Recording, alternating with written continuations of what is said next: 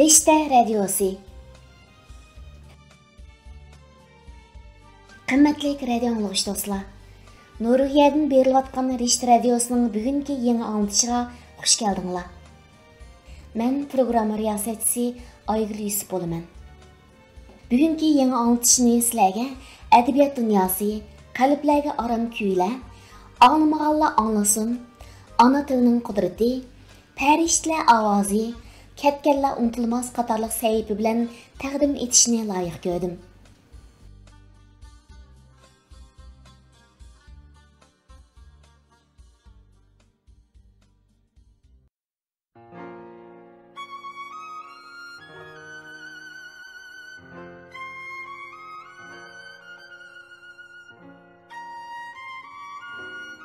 Adabiyot dunyosi. Bu programmamizni oldi bilan hozir Amerikada yashayotgan dangliq shoir Tahir Hamidning lirik she'rlari bilan boshlaymiz.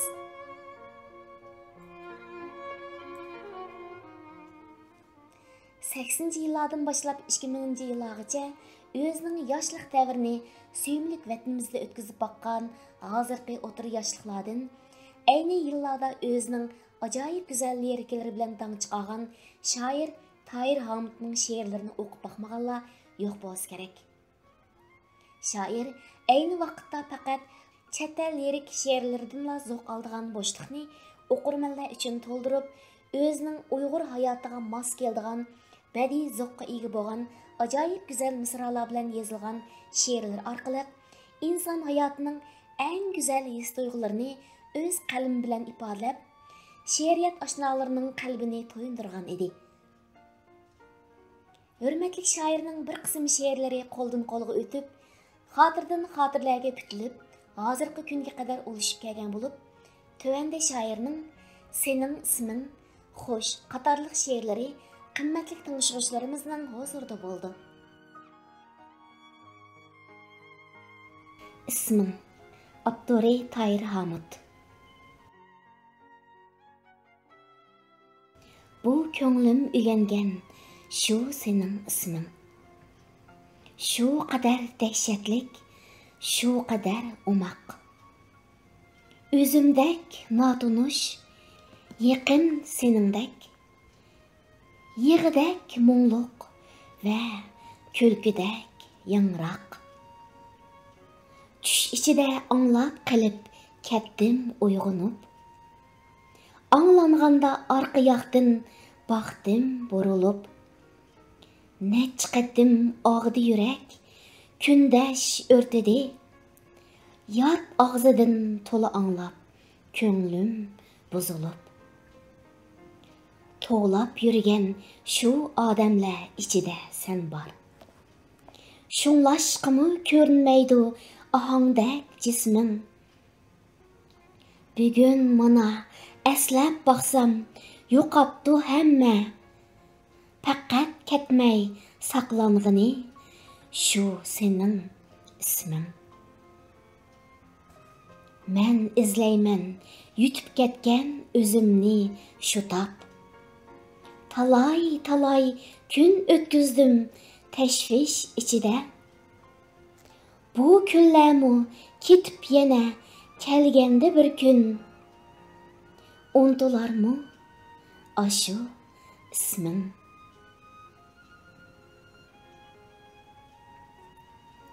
Xo'sh. Dilim og'riydi xo'sh deb ketishga. Yomon ko'raman xo'sh degan so'zni. Men unsiz ketay, senmi jimjit qol.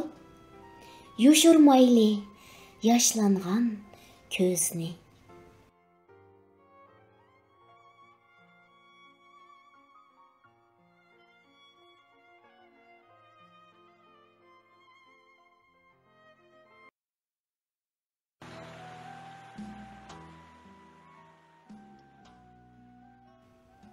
Әмді, hozir Shvetsiyada yashayotgan yozuvchi va shoir Abdushukur Muhammadning yaqinda nashrdan chiqqan Sarson tuyg'ular nomli she'rlar to'plamidan ilingan Sen yo'q yerda vatan yo'q ana degan she'ri huzurimlarda bo'ldi. Shoirning ijodiy hayoti 1988 yillardan boshlangan bo'lib, hozirgacha shoir vatan ichi va sirtida jami 350 parchadan ortiq she'r, 40 parchadan ortiq maqola va 20 parchadan ortiq hikoya e'lon qilgan. 2003 yili Natmus Siyah nomli kitobi bilan Uyqudagi Sohib Jamol nomli tarjima povesti e'lon qilingan. Shoir chet elga kelib Shvetsiyaga yerlashgandan keyinmi izchil holda o'zining ijodiy hayotini davomlashtirib kelmoqda. Sen yo'q yerda vatan yo'q ana. Abduri Abdushukur Muhammad. Men onam bilan xo'shlashgan vaqtimda onam shunchalik tetik va timan qolgan edi. Putqollarining madori tek qurmagan edi. Oradan 2 yil o'tib, o'rin tutib yetib qoldi. Putqolining madori ketib, o'ziga bo'ysunmas bo'ldi. Har qitim telefonda onamning yig'i ovozini anglasam, yuragim lahti qon bo'ladi. Yo'qlab bora olmaganimdan cheksiz azobga cho'kaman. Ranjimagin ona meningdan. Bo'lolmadim yeningda sening. Putqulingning madori ketib, ojizlig'an vaqtida tening. Orliqimiz yiroq bo'lsa-mu, dimig'imga hidlaring kelar. Sen yo'q yerda vatan yo'q ana. Ona vatan büyük ne kadar. Her bir minut, her bir dakika. Kum akıdı tenning içide. Düşlerimni to'qiysan ana. Aslimige to'lgan kechida. To'nimayman quyosh oynimi. Men yashagan notunush elde. Ona vatan degan bu so'zni tushunmaydi hech kim bu yerda. Qarzim yo'q bir kimga mening. Qarzdorman faqat vatanga. Namozingda duo qil hardam. Ta'liyi yo'q baxtsiz elga. Baxti qora elning farzandi. Yayri yalmaz ichidan kulib. Ey baxtlik yerning erlari, kulkanglardan beringlar setib. Izimiz bor edi tarixning. Nur chaqnagan tunji betida, qog'ish tekkan qora zamonda, ushuk tegdi elning baxtiga. Ko'k osmonga tikilib ona, ay yulduzni ko'rib hardingmi? Osmonlarim oysiz bo'lsa-mu, ko'z nurim bor unda meningmi? Ranjimagin meningdan ona. Baralmadım yeningga yo'qlab. El ümidi senin ümidin. Yürəkimga qoldi u o'rnab. 2010 yil 5 dekabr, Stockholm, Shvetsiya.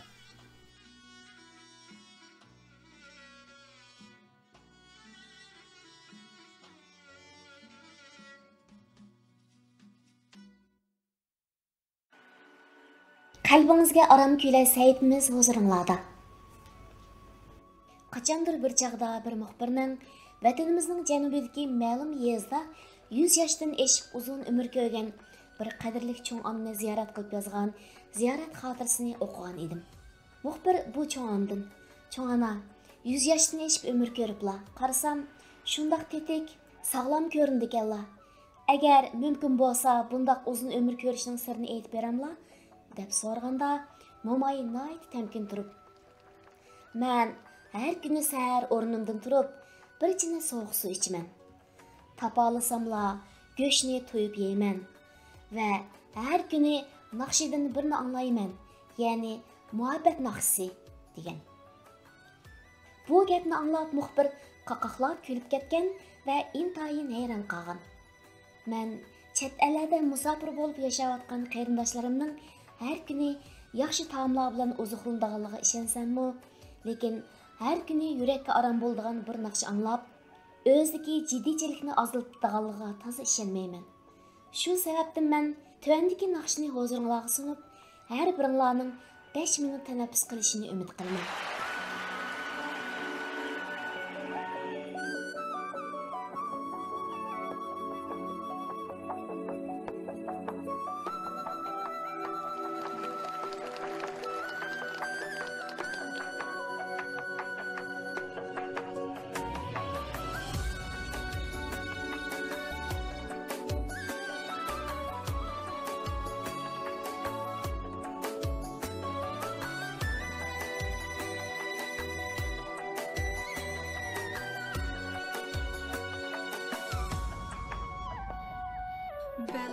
taşlar bir güne sen yaktırgan kişiler seni belkim taşlar bir güne sen yaktırgan kişiler seni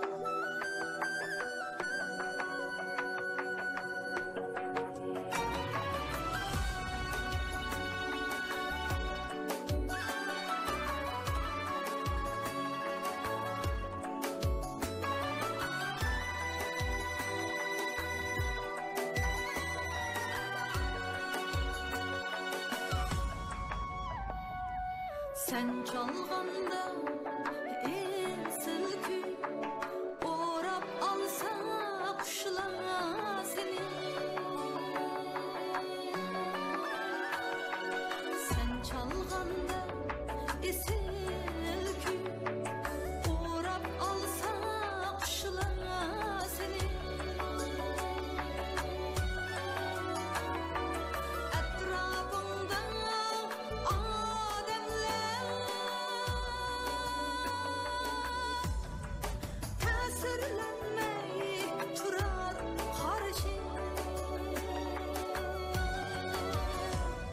lekin kanla sen buni zinhar ig'ir almag'in lekin kanla sen buni zinhar ig'ir almag'in zinhar ig'ir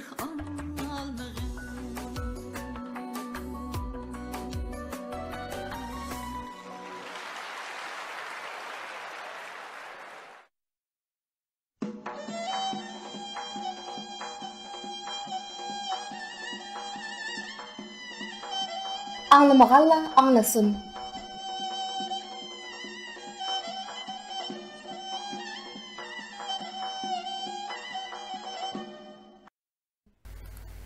Yazğıcı Gülşen Abdulqadir xanım tərəfindən qələmə ilinğan 5 fevral arxivləri namlıq kitab 5 fevral Gulji inqilabının 23-cü illiği münasibəti bilan İstanbul'daki Teklimakan Uyghur Nəşriyyatı tərəfindən nəşr qılındı. Kitap Amerika, Kanada, Avustraliya, Gollandiya, Norvegiya, Finlandiya qatarlıq dövlətlərdə 2020 yılı fevraldan etibarən satıldı. 5 fevral arxivləri namlıq bu kitap 5 fevral Gulji inqilobi haqida yazılған tunji kitap bo'lib, kitapqa chet ellarda yashab atgan 5 fevral shohidlarining bayonlari, 5 fevral Gulji inqilobi mezgilida Ili vodisidagi ma'rif suyar ruh, savdo tijorat ahvoli, Xitoyning Guljiga olib borgan qirg'inchiliklari, Gulji mashrifidan Gulji inqilobiga aylanishqchi bo'lgan jarayonlar, Xitoy hukumatining Ili ruhiga qilgan dushmanliklari, shundaqla avtorning 5 fevral Gulji inqilobidan keyin yozgan maqolalari kirgizilgan. Kitap soni cheklik bo'lib, kitap sotiladigan davlatlar va setishga mas'ul shaxslar tuvanligicha. Amerikada Zurayra Shamsiddin, Abobekri Osman. Kanadada Tuyg'un Abduveli, Gulshan Abduqodir. Avustraliyada G'ufrojim, Baxtiyor Bo'ri. Germaniyada Abdujalil Hojim. Shveysariyada Abdushukur Abdurashid. Norvegiyada Samat Abla. Gollandiyada Ahmedjon Aziz. Finlandiyada Heytaxun Mamtimin. Türkiye'de Teklimakan Uyghur Kitapxonasi. 5 fevral Gulji inqilobida qurban bo'lgan şehitlerimizning ruhi shod bo'lsin. 5 fevral Gulji inqilobi haqida bilmaydiganlarimiz biladiganlarimizdan ko'p. So'zlayli, yozayli, saqlayli va o'qiyli. Şanlıq tariximiz oq qog'oz bo'lib qolmasin.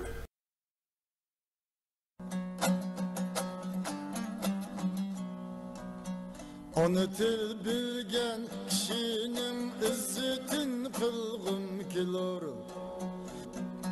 Onu tilni ağzedin altın berip algım kilor. Bu ana til bolsa ger Amerika'yı Afrika'da.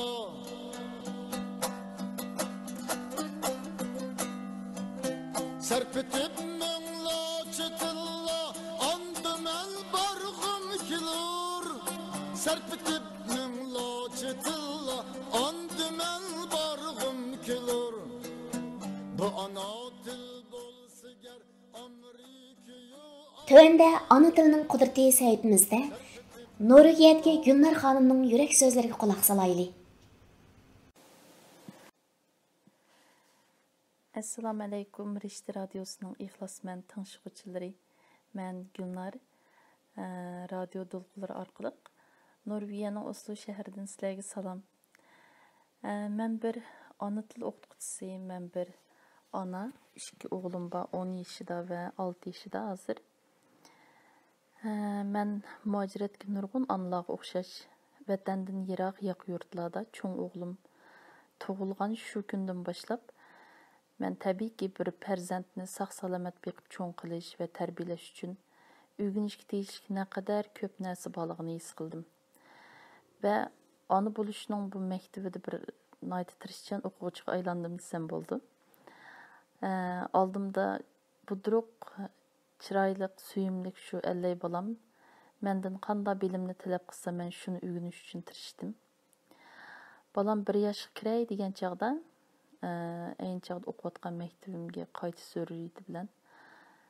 Balamni ağırtmay, sağ-salamat 1 yaşqa kirgizdim degan bir muvaffaqiyat tuyg'usi da yenik bir tinib etib, əmdi yesliga bədim deb xuddi bir ishlar tugagandek shundaq bir hissiyatda yesliga bəginim yodimda. Bu çağlardaki mən hazır oylab baxsam bək təcrübəsiz bir an ekan mən tuq. Balam yesli başlap az vaqtdan keyin bir gün meni yeslidən elib uyga chiqqan vaqtimda mamma deb chaqirganda beshimdan birisi soğuq su quyib etgandek andikib ketdim. Bu onun şu çağda meni tunji qitim apa deb chaqirishdi. Mən şu çağda mən neçə vaqtlardan beri anlaşqa nayt intizar bo'lgan.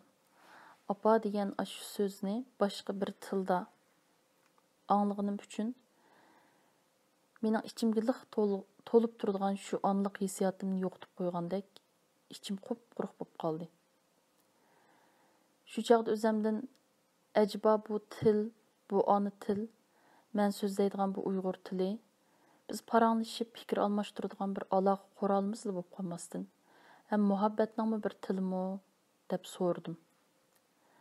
Shu chaqdan boshlab men balamning Faqat opsizli bo'lib qolmay, yana uning ana til ma'lumi bo'lganligimni cho'nqur tushunib yetdim. Va bu sharaflik va qiyin xizmatni o'z ustimga oldim. U chog'larda men bek tajribasizdim albatta. İşni qayerdan boshlashni bilmaydim. Balamga qilgan eng cho'ng yordamim u chog'larda uning uyg'urcha so'zlab berish bo'ldi. Shuncha so'zlasam-mu tili chiqmaydi.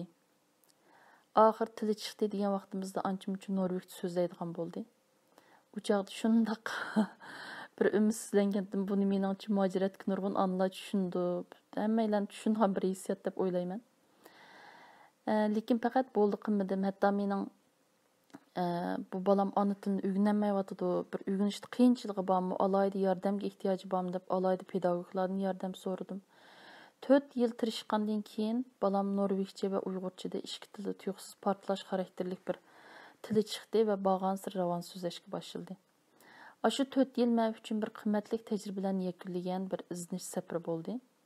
Shu chog'da hayotdagi xuddi hamma qiyinchiliklar tugagandek, shundoq yeniklab ketganim hozirgidek esimda bor. Keyincha o'g'limni mehmonlarga olib borsam, do'stlar bilan birdam o'ynab yonimga kelib arz qilgan bo'ldi. Adashlar uyg'urcha gap qilmadi deb. Shu chog'da his qilganim ma'nilik balamga doim bizga uyg'ur, biz uyg'urcha gap qilsak norveg bo'lib qolmaymiz deb kichik balamga ashta tushuntirib qoyil qilganlarim. Bu tishining ahvoli bilan toza mos kelmay, bu balaning kichik beshi savollar bilan to'shib ketdi qarsam. Shu chog'da his qildimki, har birimiz balamizni uyg'ur qilamiz desak, cho'qim bizning balamiz bilan tang bu balalarning atrofida uyg'urcha gap qilishni yaxshi ko'radigan, uyg'urchani cho'ldab so'zlaydigan bir to'p uyg'ur balalar bo'lgan chog'da mening balamning va boshqalarning balasining, hammamizning balasining uyg'urligi yetiladi ekan, kapolatga ega bo'ldi ekan deb o'yladim. Va shu chog'dan boshlab o'zimning balalarimning emas, boshqa balalarning ana til o'qituvchisi bo'lish uchun tirishishga boshladim. Shu armonlar va iznishlar bilan Tashalma ana til darsxonasi dunyoga keldi. Elif va kitobimiz nashrdan chiqdi va to'rbatmo hamma yangi bo'lib dunyoga keldi. Hozirgacha shu materiallarni tuzib, shu to'rbat hamma bolalar uchun o'rtoqlashib kelyapman.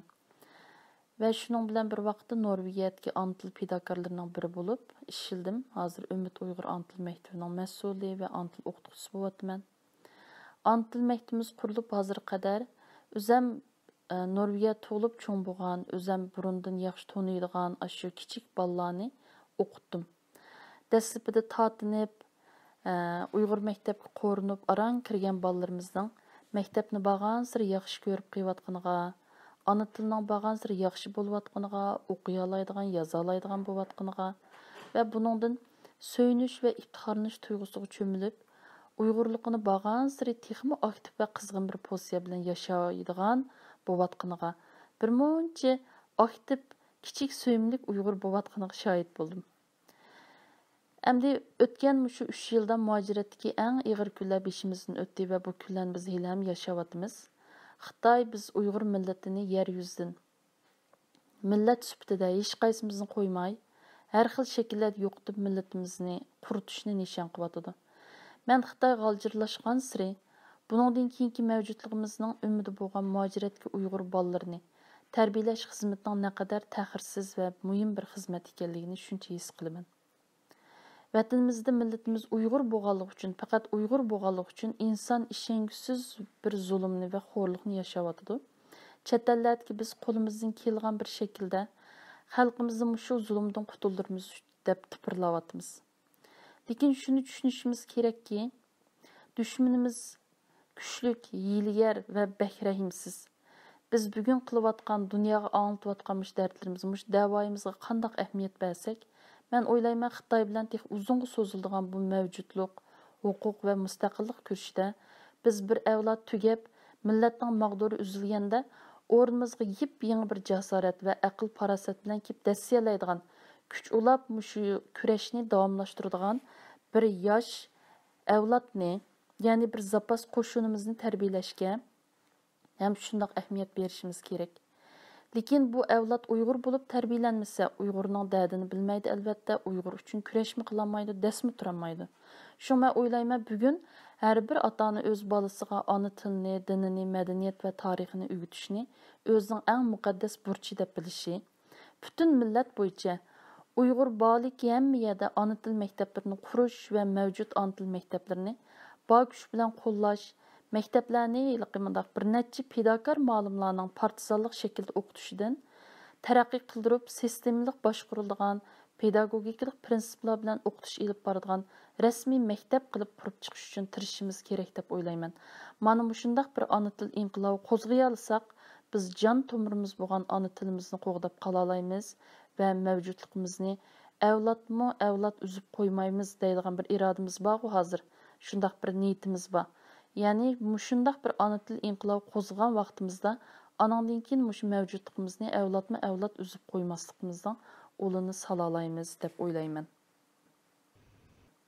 Hozir Turkiyada yashayotgan Uyg'ur ziyolisi Madina xonimning Umoq qizi Zehraning Ana tilim degan she'r deklamatsiyasiga quloq solaylik. Assalamu alaykum. Sizlarga hozir o'qib bermoqchi bo'lgan she'rim Ana til. Abduri Qutlug' Shavqi. Ana til bilgan kishining izzatini qilg'am kelar. Ana tilni og'zidan oltin berib alg'am kelar. Shu ana til bosika Amerika yo Afrikada sarf et minglarcha tillar anima barg'am kelar. Hey ana til, sen bizga qolgan ulug'lardan deysan. Sen bilan ruhizmanda iftiharlang'um kelar.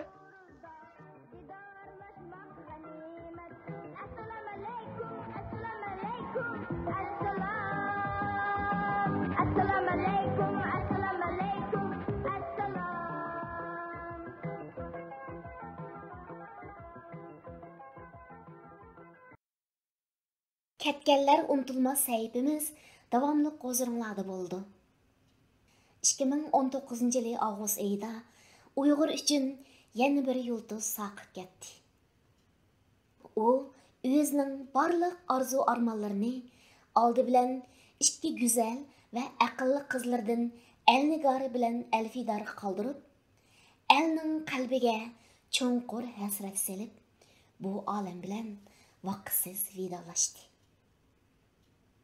Uyg'ur uchun vaqtsiz saqagan bu yulduz o'z vaqtida bir mehribon ustoz, donliq shoir, jurnalist, hayotini Uyg'ur davosiga bag'ishlagan faxrlik Uyg'ur o'g'loni, jamoat arbobi Oblikim Boqi iltabir edi. Ulug' Allah makonlarini jannat aylasin ustoz. Sili butkul Uyg'ur xalqi qalbida hurmat ve sevginish tördün o'rin oldilar.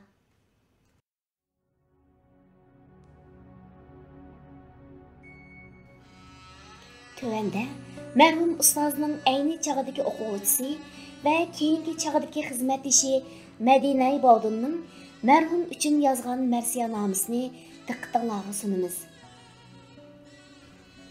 Dadalıqda o'tdi ömrüm, güzel xislat xuy bilan. Edip, şair, vatanperver, ustoz degan nom bilan. O't yürek oğlan idin. Xalq berdi sharaf sana. Ulgu boldun el ara, harakating hem sözüm bilan. Şiir ustozim. Kichik pe'il xushchaqchaq o'tdi ömrün mertlik bilen. Yetim yesir beşini silab keldin mehrin bilen. Sen qilganni qilolmaydi bu dünyada her insan. Faxrlendi şagirdlerin pak nurluq chehrin bilen. Şatlangın ey ustozim, ushbu ulug' naming bilan sansizlagan o'g'il qiz yetishtirdim mehrim bilan. Qadrlaymiz har qachon biz cheksiz buyuk ajringni. Jasur qadam tashlaymiz sen boshlagan shu yo'l bilan.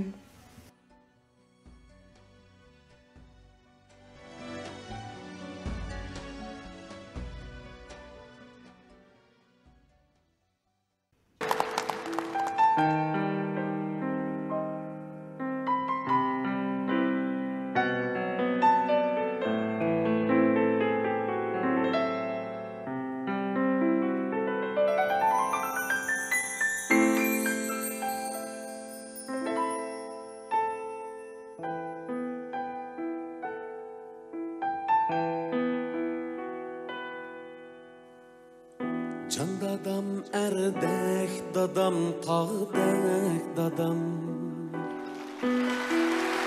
Koyniken cennet kebi bağdek dadam Sen gidip alem bölekçe yatmana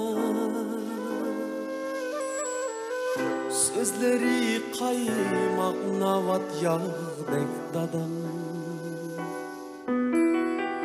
Sen gidip alem bölekçe yatmana Sözleri kaymak navat yağdek dadam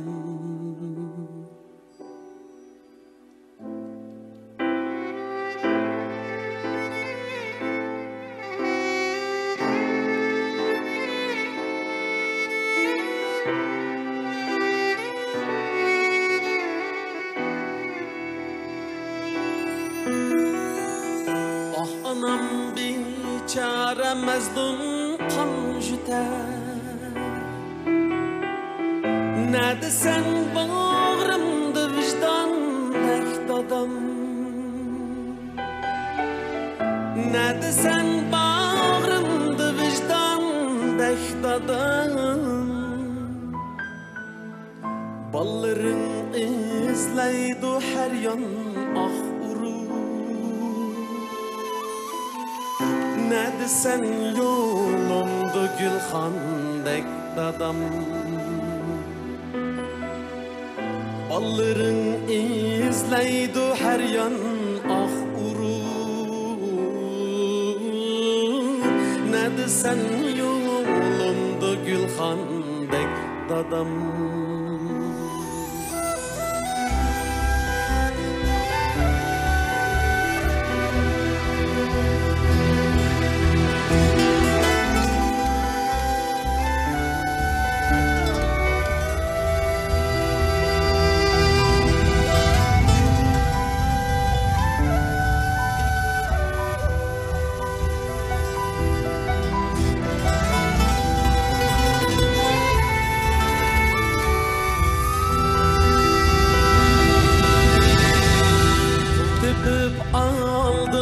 Kendim yüz tepip Bir küteyinelerde sen xandek dadam Esretim alemge sığmaz oylasam Koyniken cennet gibi bağdek dadam Hasretim alemge sığmaz oylasam Koyniken cennet gibi bağdek dadam Hasretim alemge sığmaz oylasam Koyniken cennet gibi bağdek dadam Hasretim alemge sığmaz oylasam Koyniken cennet kebi bağdek dadam